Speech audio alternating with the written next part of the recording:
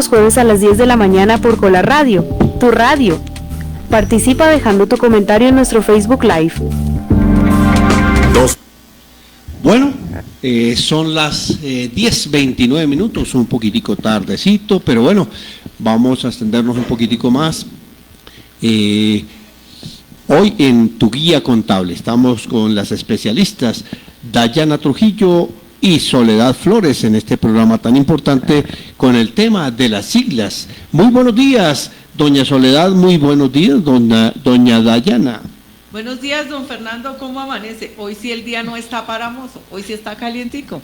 Buenos días, don Fernando, ¿cómo está? Bien, sí, hoy está para disfrutar de una clase, una gran emisión de Tu Guía Contable con estas dos especialistas que nos van a entregar información muy importante. Bueno, primero, factos. Impuesto predial hasta el 31 de julio con el 20% de descuento, todavía estamos con pronto pago, entonces para que las personas que tengan la posibilidad de pagar con el descuento, está el impuesto predial.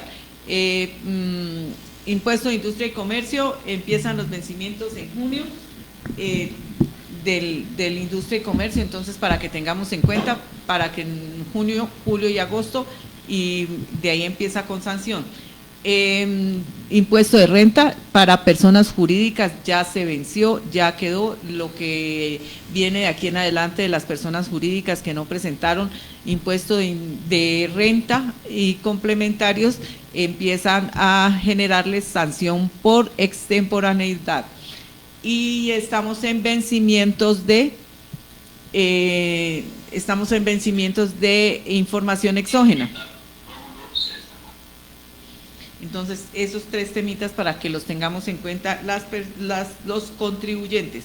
Personas naturales, las declaraciones de renta empiezan el 12 de agosto con los últimos 2 dígitos del NIT, que ya sabemos que la sigla de NIT significa número de identificación tributaria.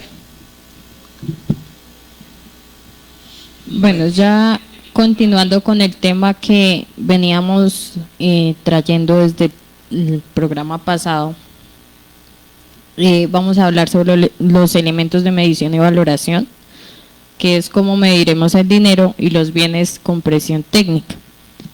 En primera instancia está el CH, que es el costo histórico. Entonces, es el importe del efectivo o equivalentes del efectivo pagados por un valor razonable de la contraprestación entregada para adquirir un activo en el momento de la adquisición o construcción. Para los pasivos es el importe recibido a cambio de la obligación y de los importes del efectivo y equivalentes que se espera para la obligación en curso normal del negocio.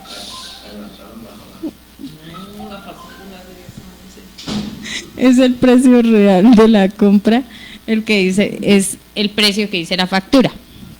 Es la medida más objetiva y confiable porque está respaldada por las transacciones reales.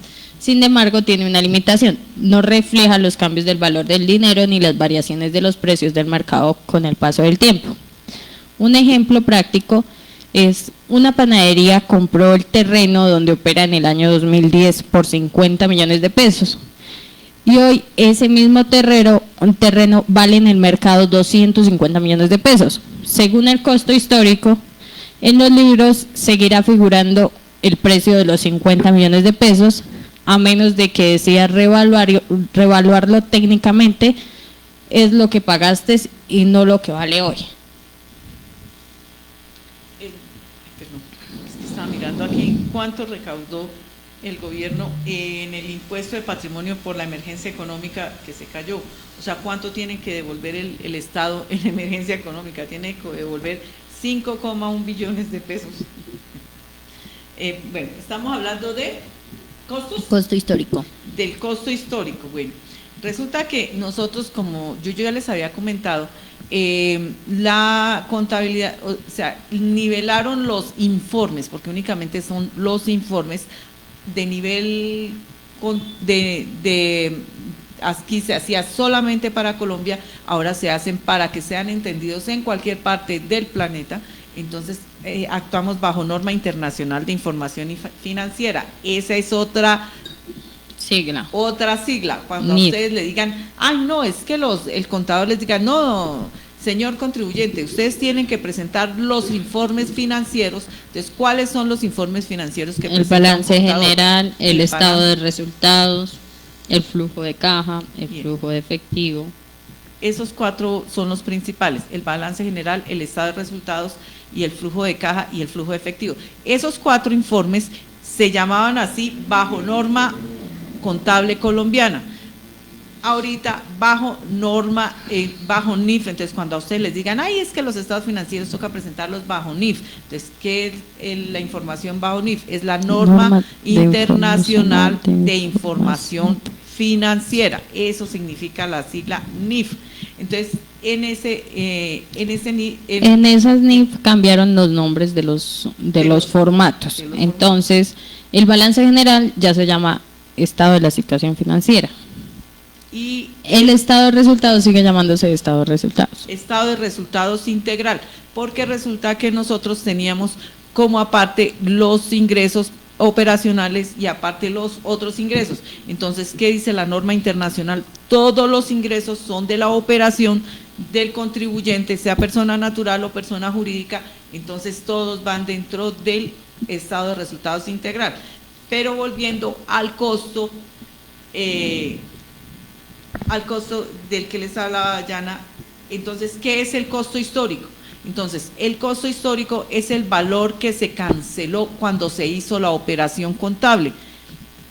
Y el histórico es lo que ha venido pasando durante los años y como veníamos hablando en el ejemplo. Entonces, si compro un terreno en 50 millones de pesos, yo siempre voy a seguir arrastrando que ese lote tiene ese valor de 50 millones de pesos.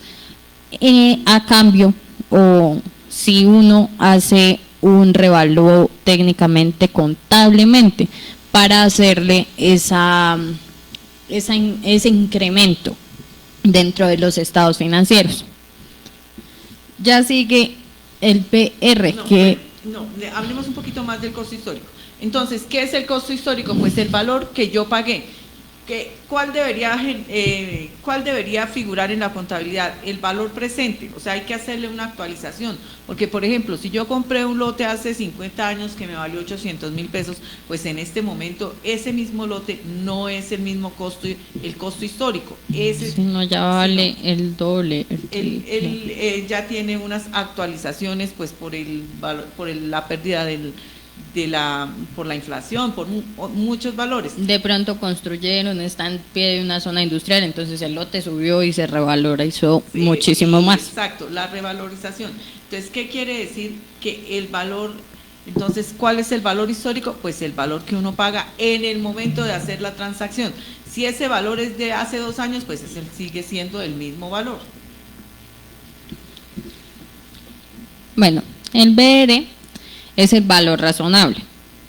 Entonces es la medida que se ha revolucionado la contabilidad moderna bajo las NIF, ya que este es el precio que sería recibido por vender un activo o pagado por transferir un pasivo en una transacción ordenada entre participantes del mercado en la fecha de medición. Esto se basa en lo que el mercado opina que vale, no solo en lo que te costó a ti. Una explicación más esto es, ya no miramos tu factura, miramos el mercado. Si el valor de salida, lo que sacarías si vendieras hoy, se usa mucho para inversiones, para instrumentos financieros, para propiedades de inversión y requiere el juicio profesional y a menudo el uso de peritos o evaluados técnicos. Un ejemplo es, tienes en tus libros una maquinaria registrada por un costo de 20 millones de pesos, pero ya tienes 5 años de uso. Un técnico especializado avalúa que en el mercado actual esa maquinaria usada se vende en 8.500.000 pesos. Esa cifra de 8.500.000 es el valor razonable. Y si decides medir tus activos bajo este criterio, es el valor que debe reflejar. Es decir, nosotros tenemos un computador.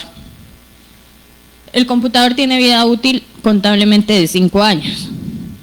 y se hace la depreciación año por año.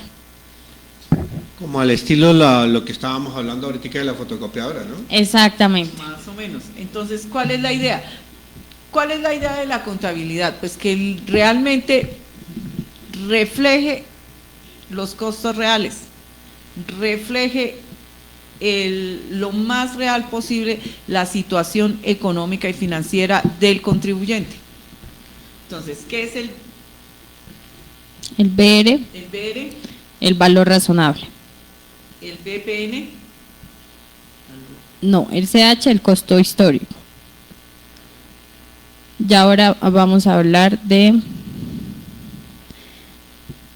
el BNC, que es el valor neto contable. Es una sigla clave para saber cuánto vale realmente el activo dentro de una empresa hoy, ya que es el importe por el que se reconoce un activo después de deducir la depreciación o la amortización acumulada y las pérdidas por el deterioro del valor acumuladas correspondientes. O sea, venimos y arrastramos los dos conceptos que veníamos hablando, el costo histórico y el valor razonable. Entonces, la fórmula es el costo histórico menos la depreciación acumulada menos las pérdidas por el deterioro. Entonces, un ejemplo es, compraste un horno industrial hace 4 años por 30 millones de pesos. La depreciación acumulada de estos 4 millones sale en 12 millones de pesos. El año pasado reconociste una pérdida por deterioro por obsolescencia tecnológica de 3 millones de pesos. Tu valor neto contable actual es de 30 millones menos 12 millones menos los 3 millones nos da 15 millones de pesos. Este es el valor que realmente aporta a tu patrimonio hoy en día. Entonces, ¿qué es la depreciación? Entonces, ¿la depreciación en qué va?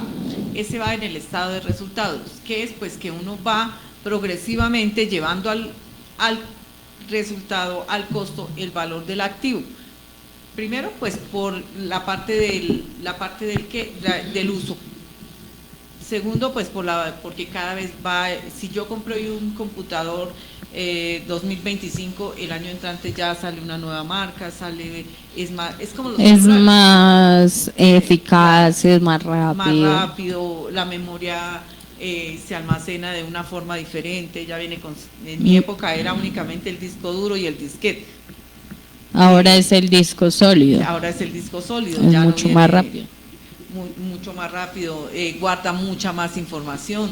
Entonces, esa parte que se pierde del valor del activo se llama depreciación. Y esa depreciación va al estado de resultados como un costo. Y al balance general o al estado de situación financiera va restándole el valor al activo. ¿Qué activos no tienen depreciación? El único activo que no tiene depreciación es la maquinaria en curso, o sea, la maquinaria que se va montando en curso, esa no tiene depreciación, y ni los lotes de terreno, esos tampoco tienen depreciación. Tienen avalúo, o sea, sube.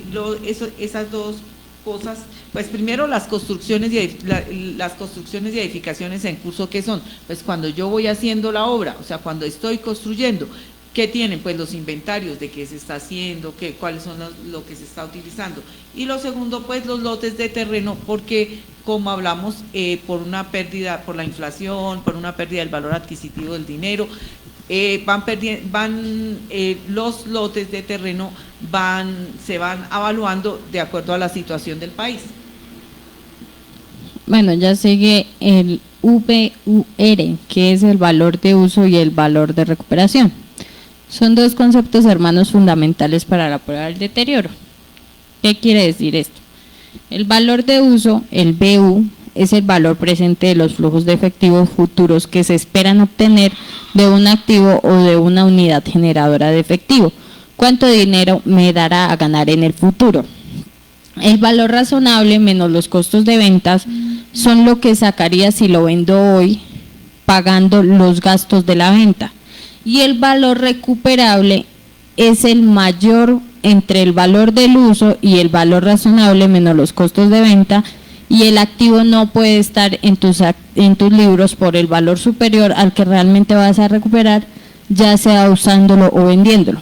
Un ejemplo, Tienes una camioneta con un valor en libros de 40 millones de pesos. Calcula si la sigues usando por 5 años, te traerá ganancias equivalentes hoy a 35 millones de pesos, el valor del uso.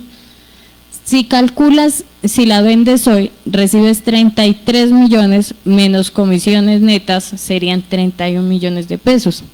El valor recuperable es de 35 millones de pesos porque es lo más alto entre las dos opciones.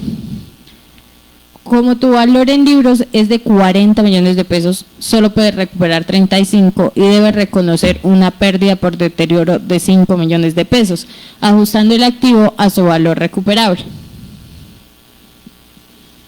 Ese es un concepto interesante, ¿no? Porque a veces, pues es un ingreso. Es un ingreso. ¿Qué pasa? Cuando yo no tengo funcionando o no le doy la función al activo, el valor recuperable, ¿qué es? Lo que puedo dar una venta o lo que puedo recuperar del valor que yo pagué por el activo. ¿Cuál es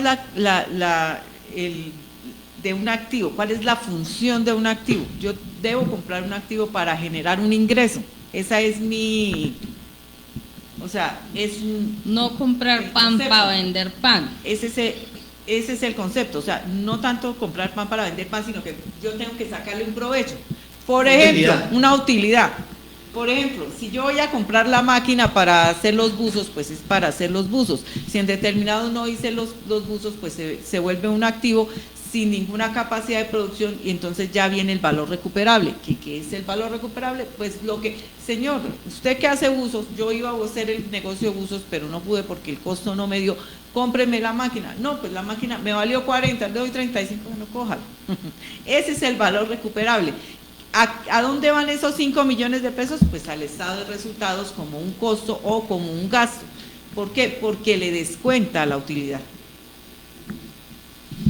Bueno, ya vamos a hablar sobre reconocimiento y ajustes contables, que es lo que hacemos para que los libros digan la verdad económica real. Entonces, el PGC es el principio de vengado o de causación. Es la columna vertebral de la contabilidad de acumulación y es aplicado al devengo. ¿Qué quiere decir esto? Los efectos de las transacciones y demás sucesos se reconocen cuando ocurren y no cuando se recibe o se paga el efectivo. Si se registran en los libros contables y se informa en los estados financieros de los periodos con los que se relacionan. Ejemplo práctico de esto, entonces, estamos en diciembre, cierre de año, recibiste una factura de energía eléctrica por 1.400.000, correspondiente al consumo de este mes, o sea, el mes de diciembre. Pero la vas a pagar hasta el 15 de enero del año siguiente. Según lo devengado, el gasto pertenece a diciembre porque ahí es donde se consumió la energía y debe registrar el gasto en diciembre y una cuenta por pagar. Y según la caja, lo registrarás en enero cuando salga el dinero, lo cual es técnicamente incorrecto porque falsea el resultado de ambos años. ¿Cuál es lo que deberíamos de hacer? Entonces, se hace la salida y no la salida, sino una cuenta por pagar. Entonces, como vienen las cuentas por pagar del año anterior, ahí es donde se hace el descuento en el año siguiente. Bueno, a ver, en mis términos, en mi dialecto, el recibo, la luz es un gasto. Entonces, el PGC, ¿qué es? El sistema de causación, que es el sistema moderno con el que llevamos la contabilidad. Entonces, ¿qué quiere decir? Que, por ejemplo, usted, bueno, hablemos del recibo de la luz. Entonces, se emitió la facturación de diciembre del recibo de la luz. Es un gasto y va al gasto, o sea, a la cuenta 5, al estado de resultados. Pero entonces se cancela hasta enero.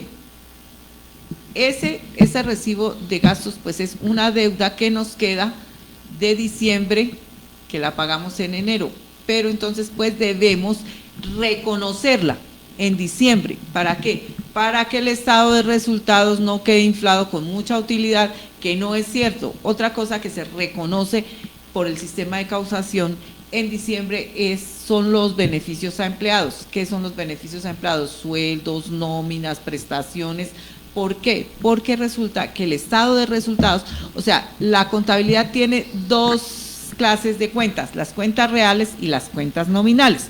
Las cuentas reales son las que nosotros llevamos en el balance general y las cuentas nominales son las que llevamos en el estado de resultado. Las cuentas nominales vuelven a cero cada 1 de enero, o sea, liquidamos la parte de los ingresos y de los gastos y en enero esas cuentas deben estar en ceros para volver a empezar, que la clase pasada hablábamos de año gravable, que es el año anterior. Entonces, para 2026 los costos y los gastos tienen que ir a cero. Si nosotros no llevamos ese gasto al mes que es, pues estamos, o sea, el estado de resultados no queda… No se está incurriendo con la normativa. Primero eso, y segundo, pues no es real, porque debemos más. O sea, así paguemos en enero, es una deuda que nos queda, la deuda con los empleados, los servicios, facturas por pagar, que a veces nos quedan proveedores que son del año pasado y para este año debemos, o sea, la norma que dice, pues que se debe causar cuando se da el gasto o el ingreso, lo mismo que la facturación. Si la facturación era de diciembre, pues la tenemos que llevar en diciembre, así no la paguen en enero. Entonces queda como una cuenta por cobrar.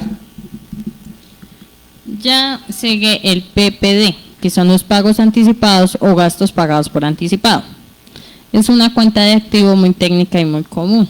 Entonces son los desembolsos de efectivo realizados por la entidad en los que la corriente de beneficios económicos se recibirá con posterioridad al pago. Se clasifican como activos porque representan un derecho a recibir un servicio o un bien en el futuro. Un ejemplo, el día 1 de enero pagas por adelantado el arriendo de tu local de todo el año por el valor total de 36 millones de pesos. El día 1 de enero registras el activo llamado gastos pagados por anticipado por 36 millones de pesos. No es un gasto todavía, sino un derecho. Y el día 31 de enero consumiste un mes de arriendo y ahora conviertes esta parte de este activo en gasto. Disminuyes el activo en 3 millones de pesos y reconoces el gasto del periodo en 3 millones de pesos. Así sucesivamente mes a mes hasta agotar ese activo que veníamos trabajando, los gastos pagados por anticipado. Los gastos pagados por anticipados, entonces, ¿qué son? Son derechos que yo pago anticipadamente, ¿no? Son gastos e ingresos que yo o recibo por anticipado y cuando yo recibo los ingresos por anticipados, pues ¿qué son? Son deudas que yo tengo. ¿Y que a qué van? Pues al gasto. Y los otros son ingresos recibidos por anticipados, que a qué van? Pues al ingreso. Entonces se van se van desgastando a medida que se van utilizando. Las pólizas, por ejemplo, una póliza a 2, 3 años puede ser un gasto pagado por anticipado, un anticipo que le dieron un anticipo por una venta. Entonces a medida que yo voy vendiendo, pues voy facturando mi ingreso y va contra el anticipo hasta que yo agote el anticipo.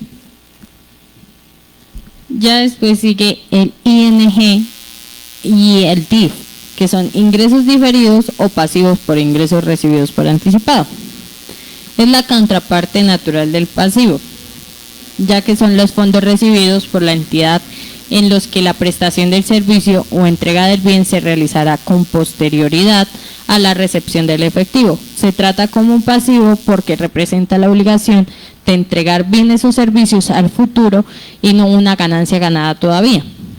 ¿Qué quiere decir esto con un ejemplo?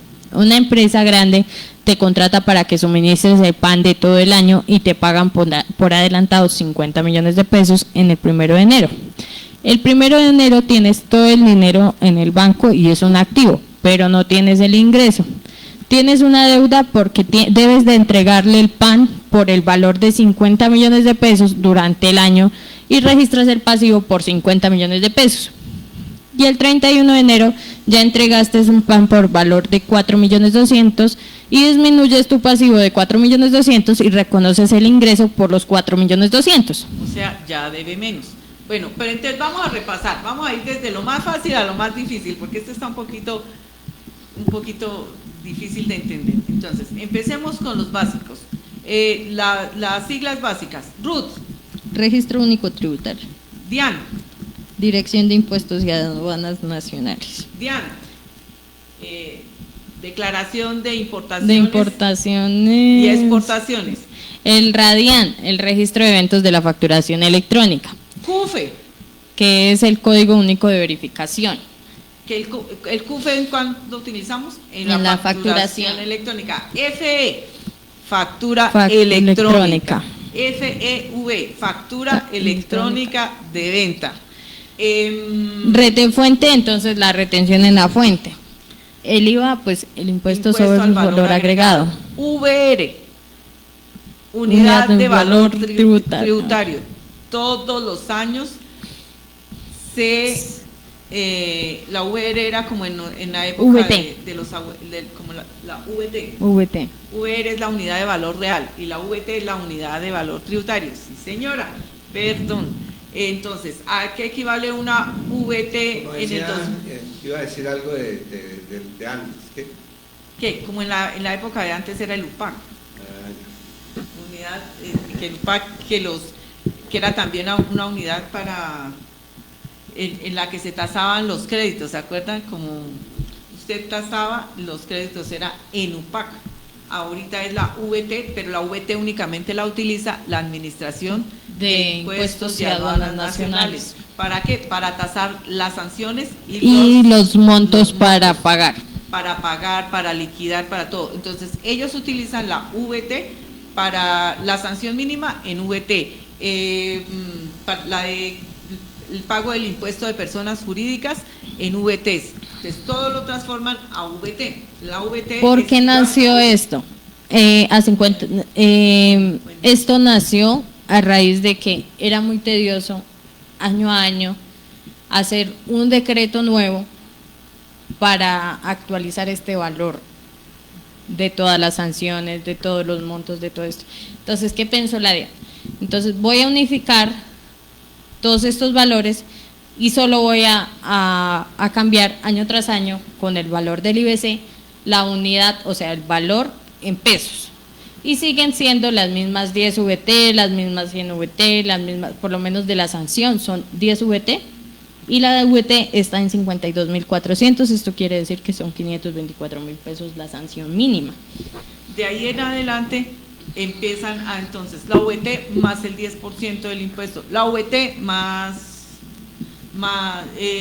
todas las liquidaciones en la Administración de Impuestos y Aduanas Nacionales nos las liquidan en VT, que es la unidad de valor tributario.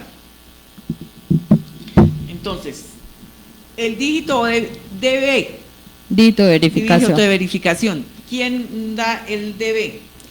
La Dirección de La Impuestos Dirección de Impuestos y Aduanas Nacionales. ¿Cuándo obtenemos el DB? Cuando tenemos y obtenemos el RUT.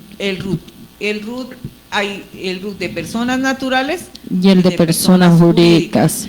Se expiden totalmente diferente, o sea, el proceso es diferente. Entonces, para una persona natural se tiene que llevar la cédula, llevar un domicilio, la dirección de domicilio, un correo electrónico vigente que esté en uso y el número de teléfono. Bueno. Y para la persona jurídica se llevan absolutamente todos los papeles, Cámara de Comercio, la cédula del representante legal, porque él es el que va a estar en calidad de representante ante la DIAN y a nombre de él se firman y se presentan todos los impuestos que tenga relacionado en su actividad. Bueno, entonces vamos con cuando hablamos de último dígito dígito de verificación, ¿de qué estamos hablando? El último dígito de verificación. Sí. El dígito de verificación es el que otorga la DIAN, pero cuando nosotros vamos a presentar la declaración de renta o la declaración de IVA o todo esto, nos dicen los dos últimos dígitos del NIT. Esto quiere decir que son los dos últimos dígitos del número de la cédula, no el dígito de verificación. No tenemos en cuenta el dígito de verificación. ICA. Impuesto de Industria y Comercio. Y está el ICA de la Agencia de Minería. Que es el Informe de cumplimiento ambiental. Entonces, ¿cuántos? BP es valor presente. Valor presente. BR, Valor razonable. valor razonable. El Otra, CH es el costo histórico. costo histórico. UGPP, Esa es la unidad de gestión de pensiones y parafiscales.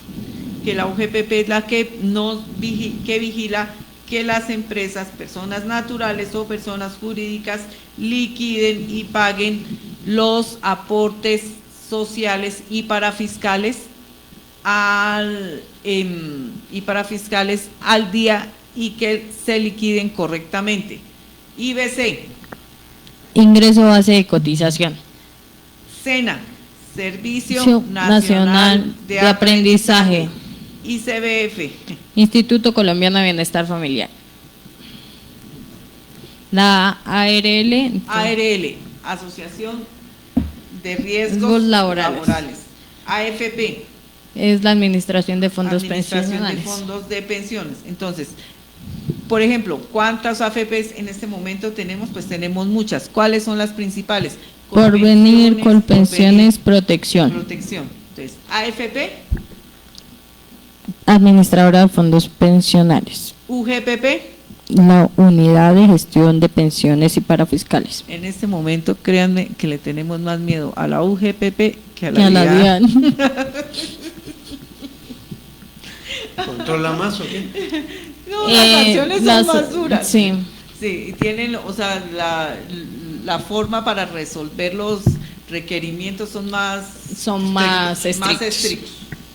Sí, la administración de impuestos tiene todavía, el estatuto tributario tiene todavía más gabelitas Para solucionar. para solucionar, sí. La EPS es la entidad promotora de salud, que también hay muchísimas, pero dentro de las más principales está Nueva EPS, Famisanar, Sanitas. IPS, Es una institución prestadora de servicios. Eso, salud. Institución prestadora de salud, por ejemplo, IPS aquí en Sogamoso Principal, Hospital Regional de Sogamoso, Hospital San José. El BNC es el valor neto contable. El valor neto, del valor tenemos valor neto contable, valor presente, Valor razonable. El y costo histórico. CH, costo histórico. El BUR, el valor de uso y el valor de recuperación. NIF, Norma Internacional de Información Financiera.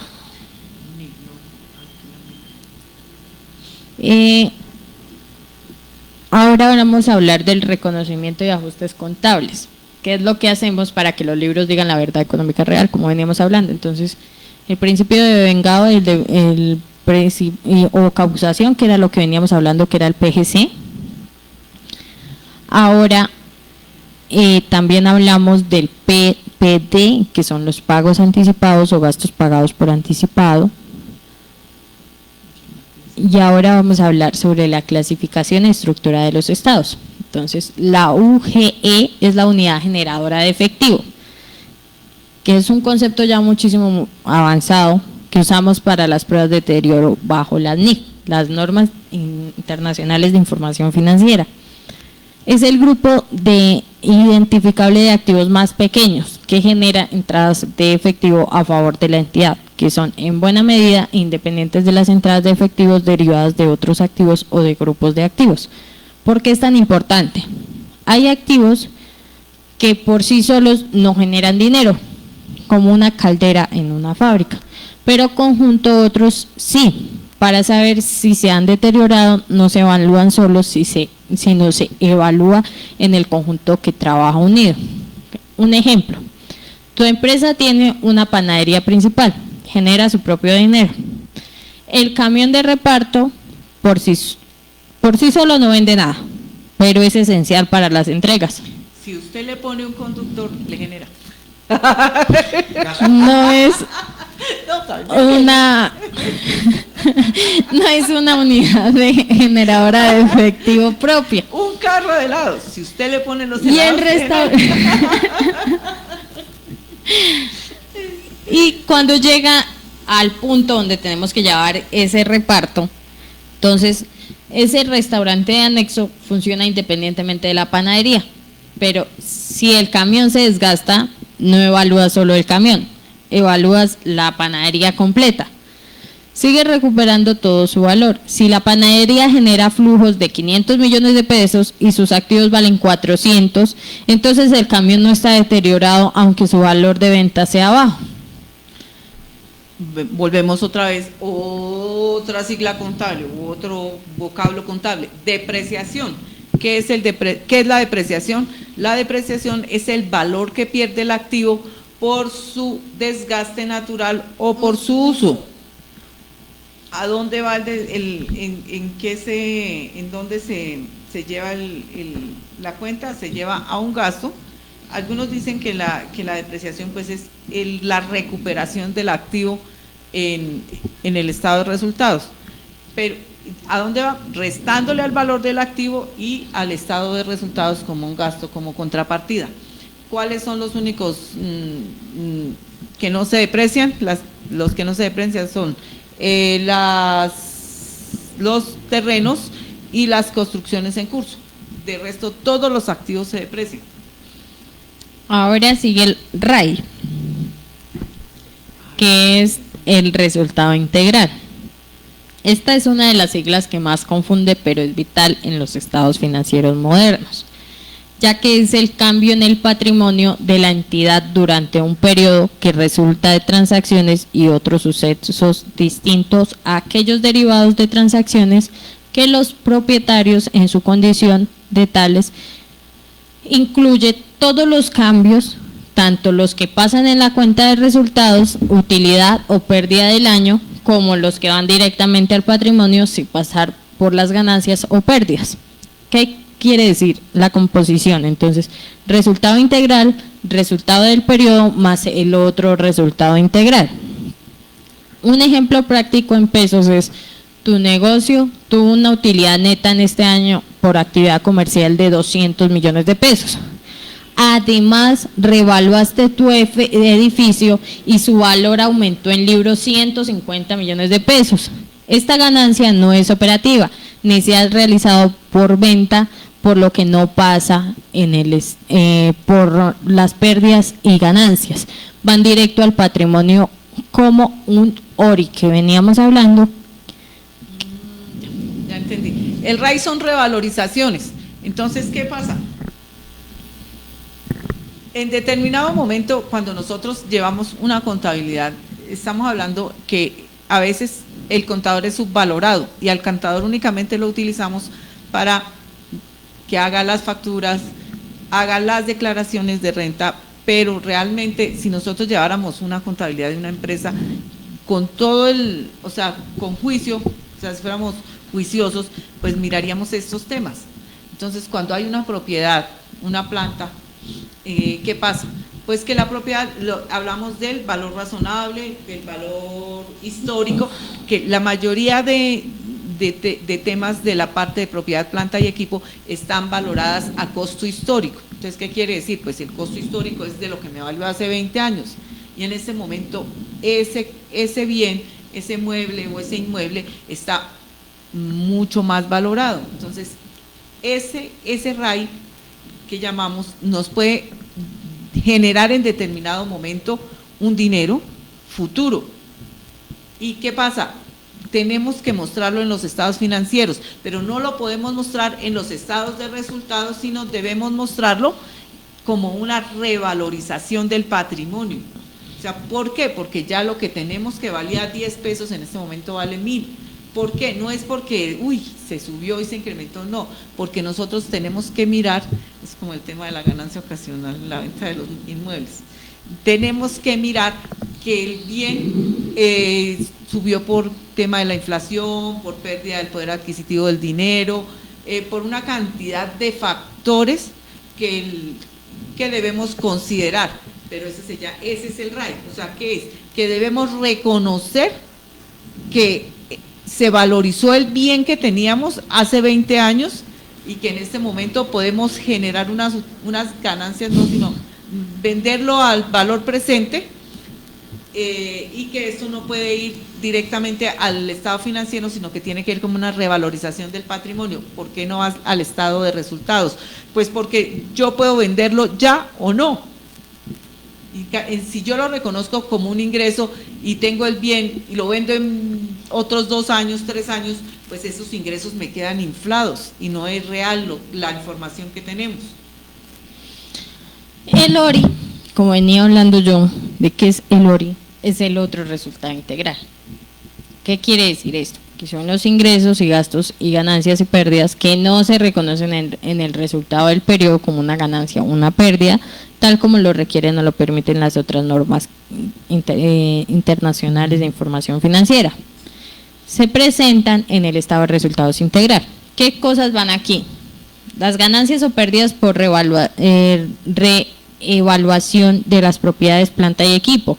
Las ganancias y pérdidas actuariales en planes de beneficios de empleados, las ganancias por conversión de estados financieros de negocios en el extranjero y los cambios en el valor razonable de inversiones en instrumentos de patrimonio designados al valor razonable de cambios en el ORI, que es el otro resultado integral. Un ejemplo es, tienes acciones de otra empresa que compraste por 10 millones de pesos. Las designaste contablemente para medirlas con cambios de ORI. Este año el precio de las acciones subió en la bolsa y ahora ya no equivalen 10, sino equivalen 13 millones de pesos. Estos 3 millones de pesos de ganancia no aparecen en la utilidad de la empresa del mes o del año, aparecen en el ORI dentro del patrimonio. No es una ganancia realizada por tu actividad y es un aumento del valor patrimonial. De lo que estamos hablando, ¿no? Entonces tenemos activos que pueden ser valorados y que no forman parte de la planta y equipo que necesitamos para funcionar. En auditoría y riesgo contable entonces está el CM, que es el control interno o componentes del control. Esto es fundamental para las auditorías y los gerentes, porque es un proceso efectuado por el órgano de gobierno, la dirección y el resto del personal, diseñado con el objeto de proporcionar una seguridad razonable sobre la sucesión de objetivos realizados a la fiabilidad de la información financiera, la eficacia y la eficiencia de las operaciones y el cumplimiento de las leyes y las normativas aplicables. ¿Cuáles son estos 5 componentes técnicos? El entorno de control, que es la cultura y la disciplina. La evaluación del riesgo, que podría salir mal. Las actividades de control, que son autorizaciones, conciliaciones, segregación de funciones, la información y comunicación y la supervisión y el monitoreo. Un ejemplo de esto es el riesgo de que se roben el dinero de la caja. La deficiencia de control es la misma persona que recibe el dinero, lo cuenta, lo guarda y lo registra en el sistema, que es el riesgo alto. Y la actividad de control, una persona recibe y registra, otra distinta cuenta y deposita, y un tercero compara el registro del depósito bancario. Esto reduce drásticamente el riesgo de la pérdida de millones de pesos. ¿Esto qué quiere decir? Entonces tenemos la secretaria y la secretaria recibe el dinero. El tesorero se lo entrega a la secretaria del tesorero y el tesorero dice, hay tanto dinero. Y el contador hace el registro de la operación. Entonces es como el organigrama, ¿no? O sea, todo no puede estar en las mismas manos, porque pues por el tema de revisión, de que cada uno, o sea, yo no puedo contar lo mismo. Entonces son empresas que son más estructuradas, pero por lo general pues uno siempre tiene un contador y un tesorero y la persona que hace las operaciones. Ahora, MP, materialidad o importancia relativa. Este concepto nos dice cuándo hay un error, importa o no. Las omisiones o inexactitudes de partidas son materiales y pueden individualmente o en su conjunto influir en las decisiones económicas tomadas por los usuarios sobre la base de los estados financieros. La materialidad depende de la magnitud y la naturaleza de la omisión o inexactitud, enjuiciada en función de las circunstancias particulares. Entonces, un ejemplo, para una empresa que tiene activos de 300 millones de pesos, un error de 50.000 pesos en una cuenta de gastos no es material. Nadie tomará una decisión equivocada de eso. Sin embargo, un error de 15 millones de pesos en un inventario es material, porque cambia la percepción de la rentabilidad, de la solvencia, y sí influirá en las decisiones de un banco o de un inversor. La regla práctica usual se considera material lo que supera entre el 2 y el 5% de la utilidad o del activo total, aunque depende del juicio profesional. Entonces, entonces miramos que con las siglas contables tenemos siglas básicas que para que cualquier persona use, las siglas de la Seguridad Social, el SST, Seguridad y Salud en el Trabajo, ahí va otro feliz, y tenemos las siglas contables y las siglas contables de auditoría. En este momento, los estados financieros se presentan bajo norma internacional de información financiera, que la sigla es NIF. Y en este momento los contadores estamos hablando bajo NIF y bajo NIC, que es NIC, Norma Internacional de Contabilidad. Entonces, estamos hablando que en este momento se deben aplicar para la presentación de estados financieros Norma Internacional de Contabilidad. Había otra sigla muy utilizada entre los contadores que era el PUC, que era el Plan Único de Cuentas. Entonces, cuando uno llegaba a clase, lo primero que le enseñaba el profesor era: tengan su Biblia contable, y su Biblia contable era el PUC. Entonces, en este momento todavía se sigue utilizando el PUC contablemente, las cuentas son las mismas cuentas. Entonces, ¿qué era el PUC? El PUC era un libro que tenía, ¿cómo se llama?, compiladas las cuentas desde la 1, que es activo, hasta la última, cuentas de activo, pasivo, patrimonio, ingresos, costos y otras cuentas. Entonces tenían compilada en qué cuenta se llevaba, cuál era el código de la cuenta y cuál era su movimiento, cuándo se debitaba o cuándo se acreditaba. En contabilidad, ¿debe qué es? Débito. CR, crédito. Bueno, pues recordarles que ya casi vamos a estar bajo vencimiento de declaraciones de renta de personas naturales. Recordarles que la VT, ¿qué es? La unidad de valor tributario. Entonces, que las personas naturales que hayan tenido consignaciones o ingresos superiores a 1.400 VT son responsables de presentar declaración de renta y complementarios. Recordarles que si deben que no siempre el presentar la declaración de renta nos puede generar dinero a pagar por impuesto, pero si no la presentamos sí nos puede generar dinero a pagar por sanción. ¿Qué quiere decir esto con los topes? Entonces, si tienes un patrimonio de 224.095.500, tienes que declarar renta. Entonces, ingresos desde 69.718.600, que son 1.400 VT, también tiene que presentar. Lo mismo para consumos de tarjetas, para compras y consumos totales y las consignaciones bancarias. Esos son los 4 topes. Entonces, patrimonio bruto hasta 4.500 VTs, que equivale en pesos a 224 millones de pesos, tiene que presentar declaración de renta. Ingresos brutos hasta 1.400 VT, 69.718 millones. Consumos en tarjeta, las mismas 1.400 VT. Compras y consumos totales, las 1.400 VT. ¿Por qué las compras y consumos totales? Porque obvio, si yo compro 1.400 VTs, o sea 69 millones de pesos, pues quiere decir que mis ingresos son superiores a lo que yo compro. ¿Quiénes deben declarar también sin importar los topes? Entonces, los responsables del IVA, del régimen común, los comerciantes y profesionales independientes obligados a llevar contabilidad, las personas que han sido requeridas directamente por la DIAN, las personas naturales no residentes en Colombia con ingresos o patrimonios en el país y quienes hayan tenido pérdidas fiscales en años anteriores que quieran compensar. Para que usted tenga residencia en el país, tiene que haber vivido 181 días seguidos en el país. Si usted vivió 179, pues no era residente. Y vivió el resto en otro país. Entonces, las personas naturales tienen el plazo para declarar del 12 de agosto al 26 de octubre, según la fecha exacta, depende de los 2 últimos dígitos de tu cédula. Si ustedes tienen alguna pregunta, alguna asesoría o algún tema pendiente tributario, con muchísimo gusto las atendemos. Demos la información entonces. Porque don Fer ya debe saber harto. Don Fer ya les puede dar algo de información.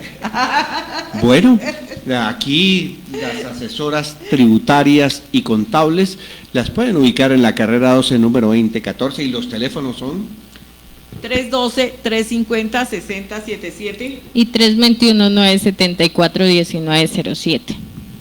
Entonces, la gente que esté pendiente aquí de este programa pueden asumir que aquí en esta entidad hay una oficina contable y tributaria donde les asesoran profesionalmente y les brindan una gran calidad en este aspecto. Sí, señor don Fernando, con muchísimo gusto para atender a todas las personas que necesiten de nuestra asesoría técnica y financiera. Estamos ubicados nuevamente, carrera 12, número 2014, y los teléfonos son 321-974-1907 y 312-350-6077. ¿Y qué es lo que ofrecemos? Asesoría contable, asesoría financiera, elaboramos declaraciones de renta, declaraciones de IVA,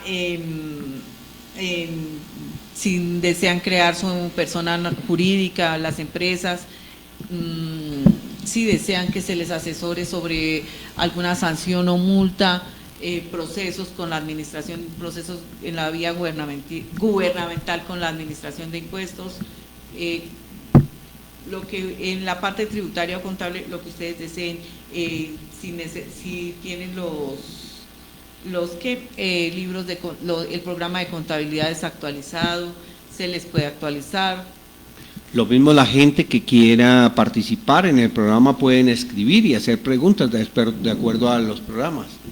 Sí, señor, también nosotros estamos esperando para que si tienen alguna que digan no, alguna duda en lo que quieran que enfaticemos un poco más el tema, o si ustedes desean participar, que quieran que tengamos un tema aparte, o quieren participar y venir a pelear con nosotros la parte contable, con muchísimo gusto, aquí estamos. Bueno, para creo atenderlos. que es bueno como de pronto hacer como una encuesta de qué requiere cada empresa, cada entidad, cada persona, para que de pronto la gente vaya más o menos familiarizándose. Vamos a tratar de redactar de pronto como una encuestica, ¿no? Sí, claro, muy chévere, a ver qué tal nos va, para que ustedes participen, para que se unan el tema contable. Es bonito, todos lo necesitamos en alguna temporada, hasta la tienda más pequeña, que lleguen a visitarla, muestre su ICA, ¿no? ¿Qué es eso? Ya sabemos que ICA es Impuesto de Industria y Comercio, que quién lo cobra, que la alcaldía, que con qué base, con base en los ingresos que yo tengo anuales en un negocio. Y esta es una asesoría que no vale nada. Entonces, ustedes estén pendientes, señores empresarios, amigos independientes, que se pueden conectar de 10 a 11 de la mañana todos los jueves aquí con estas dos grandes profesionales, Dayana Trujillo y Soledad Flores. Muchas Entonces, gracias, don Fer. no sé qué más tengan que agregar. Que a veces cuando no estamos a las 10 en punto, para las 10:15 o 10:30, pero siempre estamos. Bueno, muchísimas gracias a estas señoras profesionales, asesoras jurídicas, tributarias y contables que están aquí en este momento en Colar Radio en el programa Tu Guía Contable. Y hasta aquí nuestro programa Tu Guía Contable con las profesionales Dayana Trujillo y Soledad Flores. Los esperamos en el próximo programa, el próximo jueves a las 10 de la mañana. Bueno, Muchísimas muchas gracias don por Félix. el espacio.